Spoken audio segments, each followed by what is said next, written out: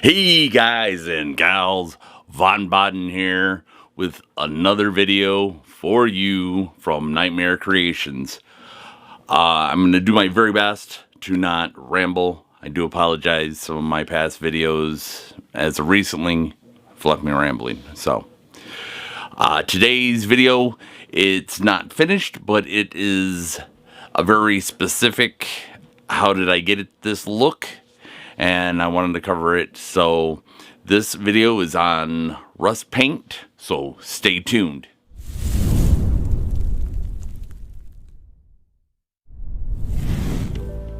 Alrighty, we're back here again. Like I said, I'm gonna quickly go through, show you what I did, show you the different paints that I used to get this, which there's a lot. This is just for the muzzle of the mask, and don't pay no attention to the forehead and all that stuff because I'm not done with it.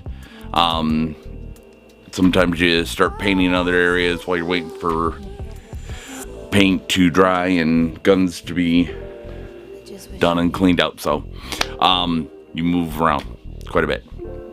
So this is where I'm at with the muzzle. Like I said, just here down, cool. This is not finished by any means.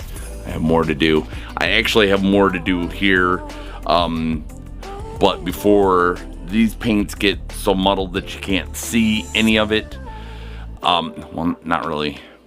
Let me rephrase that. It's not that you won't be able to see it, but the color that they add will blend in with other colors, and then it'll be hard to detect that specific color, if that makes any sense. But anyways, so I also need to add some cinnamon to it to kind of give it that rusty bubble look. But in this, you guys are gonna be blown away by the amount of colors that's used. I started off with a base coat of this red from plaidFX. Most of the paint that's on this is from plaidFX. I started with that one, then I went through to tone down the deep red. I went through and hit it with this Racing Grilly brown paint. I'm just gonna dark brown paint to kind of lighten it up, and I didn't go over the entire mask. I used a mask coverage airbrush. All of this paint was used through an airbrush, but there's ways, if you get close to it and you cover it with a mask coverage, you get a really deep coverage of the paint. But if you pull it back with the mask coverage airbrush, I should have probably grabbed that. If you don't know what that is, leave a comment down in the comment section down below, and I can cover different airbrushes and their uses. But if you keep the thing you're painting closer, makes it get really thick and coverage. Further away, it kind of just sprays it and kind of gives it a mist. So I misted this all over, but not really tried to cover it. Then I went with this orange, and that I was a little bit more specific, going in creases of different things. Like I said, I'm going to show it to you on here, and you probably, like I said, it's a process. But in the creases here, in the air holes on this, I went through and did the orange.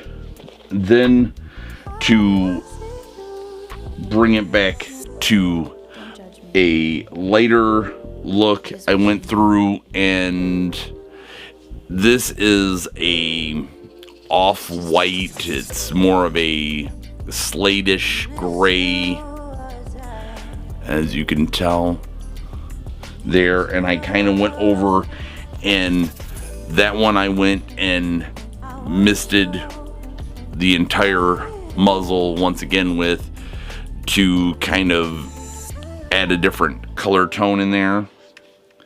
Then I went and did this brown, which is not an airbrush paint, but it is an acrylic paint, which you can use in an airbrush. And so you can see there are definitely different browns to kind of break up that solidness.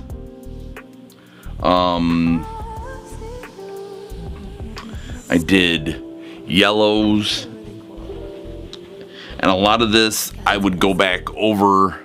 Let's see if I can, like this one right here, if you could see it, there's the red, the dark red, of course, as my base coat. And then I came back through and hit it with orange and yellow, and then there is a tanny type brown, which we'll get to, that's around there as well. To get those, I used a fine detail airbrush, and basically whatever you're gonna do, like with that one, I sprayed it in there and then just slowly kind of let off the air, which when you let off the air, it slows down the paint flow as well, and kind of just dragged it down so it kind of looked like it had run down the face there. How am I doing? Okay, I'm starting to get long-winded here. Sorry about that. So I also used this tan, and then this, I'm not even gonna try to pronounce that, but it is an off-white that I went over and kind of hit some of the highlights, some of the spikes on this. So that is my first attempt at rust paint. I also went through and hit a few spots, as you could tell, with actual airbrush paint, black airbrush paint.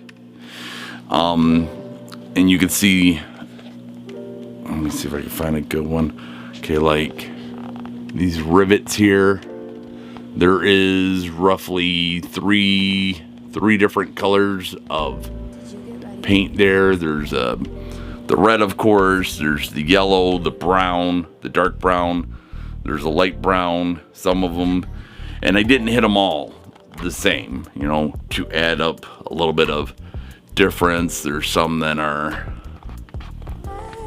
kind of blackened and charred up, chewed up looking.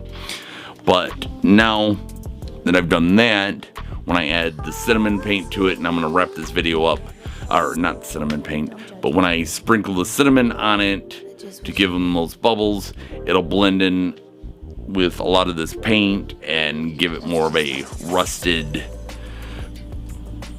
just worn out, tore up look. So sorry for making this longer than I wanted to, but if this is your first time to the channel and you want to see what the end result of this will be, like I said, still working up here. This video was for this. No, yes. And see how this is going to look at the very, very end. Go ahead and hit that subscribe button.